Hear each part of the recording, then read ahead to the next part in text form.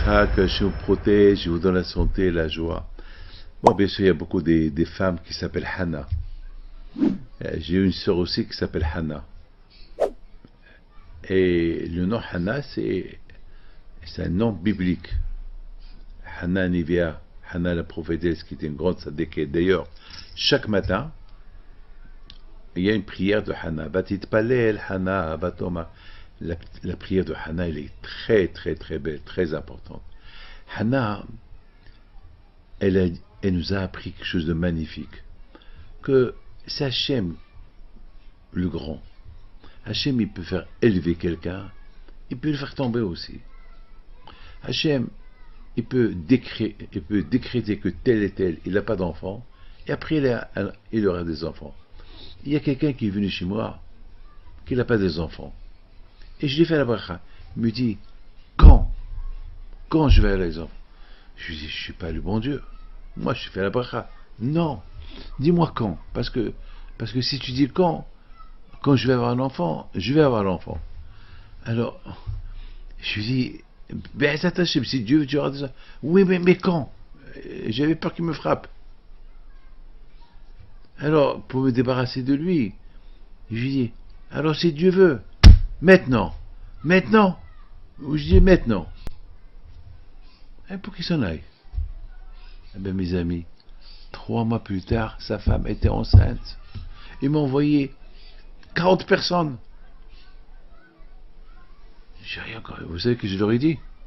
Allez-y chez lui qui vous fait la bracha, pour que vous aurez des enfants. Mais c'est lui qui nous a envoyés chez vous. Parce que sa femme était stérile, elle n'avait pas, elle ne pouvait pas avoir des enfants. Et il t'a dit quand? Et toi, tu as dit, si Dieu veut, après il t'a dit quand? Toi, tu as dit maintenant. Ben, elle est tombée enceinte. C'est bien que vous lui avez dit. J'ai dit, écoute, moi, j'ai fait une bracha pour me débarrasser de lui. Mais c'est lui qui avait la émona. Allez-y chez lui. Je les ai tous renvoyés chez lui. J'ai perdu une journée. Les gens qui venaient, allez-y chez lui. Et lui, il a appelé, je ne lui ai pas répondu. Au Hachem, sa femme, elle a accouché. Mais c'est comme ça. C'est comme ça. Hannah, elle a tenu tête. Hannah, elle est stérile. Elle ne peut pas avoir des enfants. Et son mari, Elkana, il avait 2 femmes. Pinina et Hannah. Pinina, elle a des enfants. Hannah, elle n'a pas d'enfants. Il n'y a rien à faire. Et Hannah, elle insiste. Elle va au Beth Amikdash. Elle prie. Elle prie. Elle prie. Et elle a fait le bon Dieu lui a donné. Et l'histoire de Hannah, on la répète à Rosh Hashanah. Pourquoi on répète l'histoire de Rosh Hashanah? Vous savez pourquoi? Parce que la Torah veut nous apprendre, Hachamim, il veut nous apprendre que même si on a fait les plus graves fautes et que, a priori, le bon Dieu ne peut pas te pardonner, prie à Hachem, il te pardonne. Comme Hannah. C'était pas possible qu'elle ait des enfants. Et avec la prière, eh ben, elle a eu les enfants. Rien, il n'y a rien. Il faut savoir, c'est vrai, à Rosh Hashanah, qui va vivre, qui va mourir, qui va être heureux, qui va pas être heureux, qui va être riche, qui va être pauvre, papa. Mais attends, sache que Hachem il écrit, mais toi tu peux changer. Si c'est écrit dans le ciel, tel été va être pauvre, toi tu peux changer la nature, et tu seras riche. Si dans les livres c'est écrit, tel été va mourir, ah ben rabotaille, avec la prière de Rosh Hashanah, si on prie, il y aura la vie. Mes amis, dans le ciel, à Rosh Hashanah, personne ne connaît.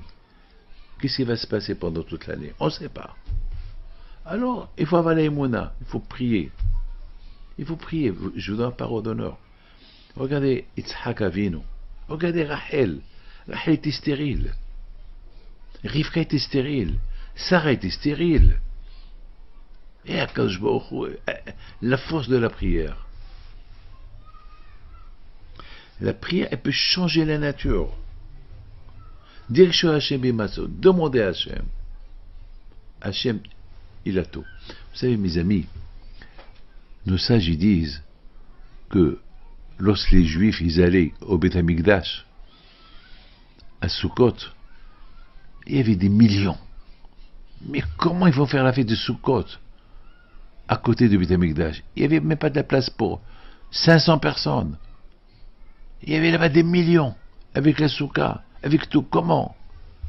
Ben, mes amis, nos sages ils disent, lorsque c'est Hachem qui invite ses enfants, ben, il y a de la place pour tout le monde.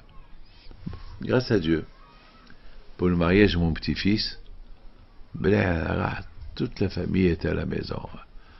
Il n'y avait pas de place pour tout le monde. C'est impossible. Les gens n'ont pas compris comment beaucoup des invités, plein de monde sont parce que